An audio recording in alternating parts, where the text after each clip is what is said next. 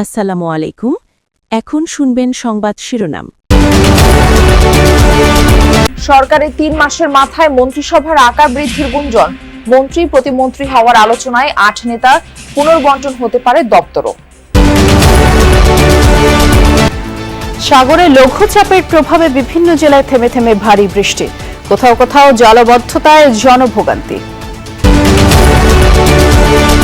খানাখন্দ, যানজট আর সামান্য বৃষ্টিতেই জলাবদ্ধতায় নাকাল উত্তরখান দক্ষিণখানবাসী ভোগান্তি বাড়াচ্ছে সড়ক ও ড্রেনেজ সংস্কার কাজের ধীর গতি।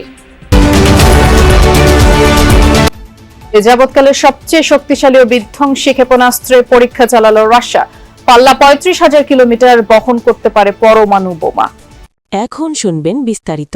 জোরালো হচ্ছে মন্ত্রিসভার আকার বাড়ানোর গুঞ্জন। এই প্রসঙ্গে যমুনা টেলিভিশনের প্রশ্নের জবাবে প্রধানমন্ত্রীর রাজনৈতিক উপদেষ্টা ও দলের স্থায়ী কমিটির সদস্য নজরুল ইসলাম খান বলেছেন, স্বাভাবিক প্রক্রিয়ার অংশ হিসেবে মন্ত্রিসভায় রদবদল আসতে পারে, তবে আকার কেমন হবে কিংবা কবে নাগাদ সিদ্ধান্ত চূড়ান্ত হবে তার সুনির্দিষ্ট তথ্য জানাতে রাজি হননি বিএনপি নেতারা।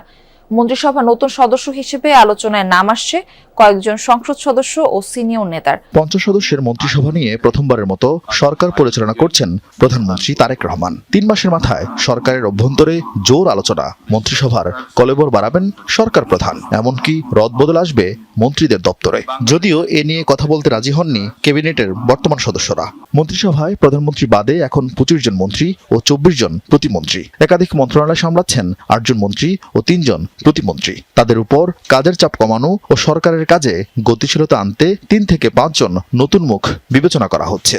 এই আলোচনায় আছেন সংসদ সদস্য আব্দুল মঈন খান, বরকতুল্লাহ বুলু, জয়নুল আবদিন ফারুক, এরশাদুল্লাহ, বিএম মোশাররফ হোসেন, সংরক্ষিত আসনের সেলিমা রহমান ও টেকনোক্রেট কোটায় মোয়াজ্জেম হোসেন আলাল ও মাহিদুর রহমান।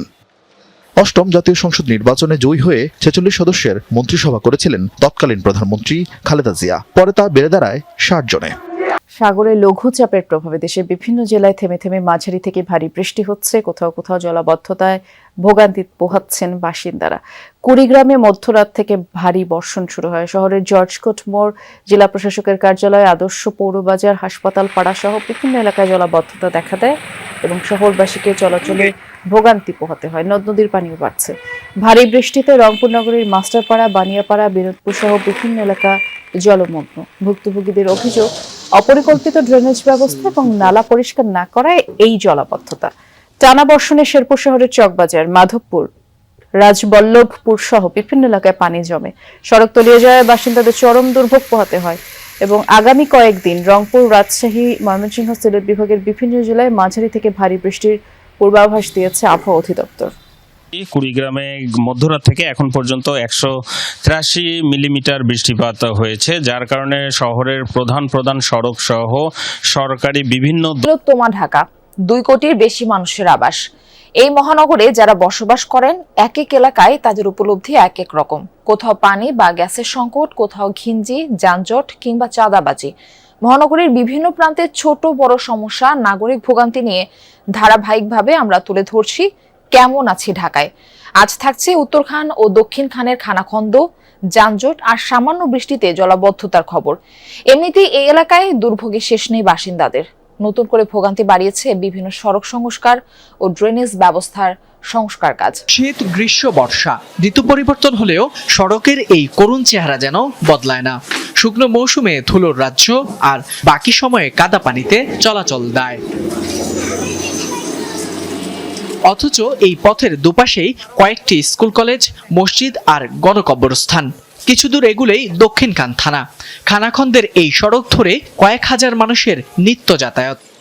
একই চিত্র এয়ারপোর্ট রোডের পশ্চিমের এলাকা বাউনিয়ায়। ২০১৬ সালে সিটি কর্পোরেশনে অন্তর্ভুক্ত হয়েছিল এই এলাকা, কিন্তু বছর জুড়ে সড়ক খোঁড়াখুড়ি আর সৃষ্ট জলাবদ্ধতায় নাকাল স্থানীয়রা।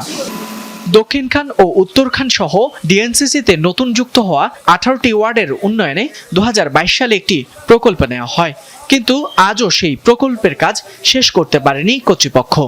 দীর্ঘদিন পর এই অঞ্চলে শুরু হয়েছে উন্নয়ন প্রকল্প, তবে সেই উন্নয়নের ফলে খুশির পরিবর্তে চরম দুর্ভোগ নিয়ে এসেছে এই অঞ্চলের মানুষের মাঝে। তারা বলছেন এর অন্যতম কারণ প্রকল্পের ধীরগতি। জনভোগান্তি কমাতে ঘনবসতিপূর্ণ এলাকায় উন্নয়ন প্রকল্পগুলো সর্বোচ্চ অগ্রাধিকার দিয়ে দ্রুত শেষ করার তাগিদ এই নগর পরিকল্পনাবিদের। এত যখন সমস্যা, সমাধানের দায়িত্ব কার? কি বলবেন নগর অভিভাবক? ডিএনসিসির নতুন এলাকাগুলোতে উন্নয়ন ত্বরান্বিত করতে নগরবাসীকে নিয়মিত হোল্ডিং ট্যাক্স ও রাজস্ব পরিশোধের আহ্বান জানান ডিএনসিসি প্রশাসক। স্মরণকালের সবচেয়ে শক্তিশালী ক্ষেপণাস্ত্রের পরীক্ষা চালালো রাশিয়া, যা পৃথিবীর যে কোনো প্রান্তে আঘাত হানতে সক্ষম, ভেদ করতে পারবে বর্তমান ভবিষ্যতের সব ধরনের প্রতিরক্ষা ব্যবস্থা, এমন দাবি ক্রেমলিনের। রাশিয়ার সবচেয়ে বিধ্বংসী বিবেচিত সারমাত মিসাইলের নতুন সংস্করণ এটি। চলতি বছরের শেষে নতুন এই মিসাইল মোতায়েন করবে মস্কো। মঙ্গলবার স্থানীয় সময় বেলা 11:15 রাশিয়ার গোপন এক ঘাঁটিতে তখন পাহাড়সম ব্যস্ততা। এরই মধ্যে এলো প্রেসিডেন্ট ভ্লাদিমির পুতিনের নির্দেশ। মুহূর্তের ব্যবধানেই লঞ্চিং সাইলো থেকে উৎক্ষেপণ করা হলো এক নতুন মিসাইল, যা কেউ কখনো দেখেনি। এটি রাশিয়ার আলোচিত ক্ষেপণাস্ত্র সারমাটের নতুন সংস্করণ। প্রায় 1.5 দশক ধরে অত্যন্ত শক্তিশালী মিসাইলটির বিকাশে কাজ করে যাচ্ছিল রাশিয়া, যা এবার সফল হয়েছে।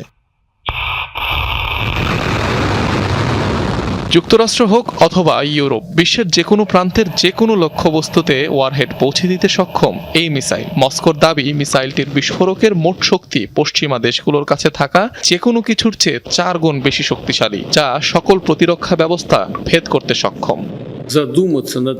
ক্ষেপণাস্ত্রটি শুধু ব্যালিস্টিকই নয়, বরং সাব অরবিটাল পথেও চলতে পারে। 35,000 কিলোমিটারেরও বেশি পাল্লা নিশ্চিতের পাশাপাশি এটির নির্ভুলতাও দ্বিগুণ। সবশেষ, বর্তমান ও ভবিষ্যতের সকল ক্ষেপণাস্ত্র প্রতিরক্ষা ব্যবস্থা ভেদ করার সক্ষমতা রাখে এটি। বলা বাহুল্য, রাশিয়ার এই মিসাইল পারমাণবিক ক্ষমতা সম্পন্ন, অর্থাৎ যে কোনো ধরনের নিউক্লিয়ার ওয়ারহেড বহন করা যাবে এতে। সারমাটে 10,000 কেজি পর্যন্ত বিস্ফোরক বহন করা গেলেও নতুন এই ক্ষেপণাস্ত্রের পেলোড সক্ষমতা প্রকাশ করেনি মস্কো। ধারণা করা হচ্ছে ঘন্টায় এর গতিবেগ শব্দের চেয়েও 20 থেকে 25 গুণ বেশি। এর আগে একাধিক পরীক্ষণে ব্যর্থতা দেখেছে রাশিয়ান সারমাট ক্ষেপণাস্ত্র। 2024 সালের এক পরীক্ষাতে লঞ্চ সাইটেই ব্যর্থ হয় মিসাইলটির উৎক্ষেপণ। চলতি বছরের শেষে কৌশলগত স্থানে মোতায়েন করা হবে সারমাট মিসাইলের নতুন এই সংস্করণকে। স্মরণকালের সবচেয়ে শক্তিশালী ক্ষেপণাস্ত্রের পরীক্ষা চালালো রাশিয়া, যা পৃথিবীর যে কোনো প্রান্তে আঘাত হানতে সক্ষম, ভেদ করতে পারবে বর্তমান ভবিষ্যতের সব ধরনের প্রতিরক্ষা ব্যবস্থা, এমন দাবি ক্রেমলিনের। রাশিয়ার সবচেয়ে বিধ্বংসী বিবেচিত সারমাত মিসাইলের নতুন সংস্করণ এটি। চলতি বছরের শেষে নতুন এই মিসাইল মোতায়েন করবে মস্কো। মঙ্গলবার স্থানীয় সময় বেলা 11:15 রাশিয়ার গোপন এক ঘাঁটিতে তখন পাহাড়সম ব্যস্ততা। এরই মধ্যে এলো প্রেসিডেন্ট ভ্লাদিমির পুতিনের নির্দেশ। মুহূর্তের